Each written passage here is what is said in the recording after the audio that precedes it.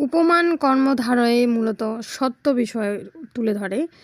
উপমান অর্থ তুলনীয় বস্তু। কর্মধারয় সমাসে প্রত্যক্ষ বস্তুটিকে বলে উপমেয়। এটি কিন্তু ২৭তম বিশেষে এসেছিল। কর্মধারয় সমাসে পরোক্ষ বস্তুটিকে বলে উপমান। চেনার উপায়: পূর্বপদে বিশেষ্য উপমান বা নাউন প্লাস পরপদে বিশেষণ গুণ বোঝাবে এজেক্টিভ। ব্যাসবাক্যের মাঝে ন্যায় বা মত থাকবে। সমস্ত পদটি অধিকাংশ ক্ষেত্রে সত্য হয়ে থাকে। উপমানের সত্য তুলনা, সত্য বিষয়ের সাথে তুলনা, যেমন দুধের ন্যায় সাদা, দুধ সাদা।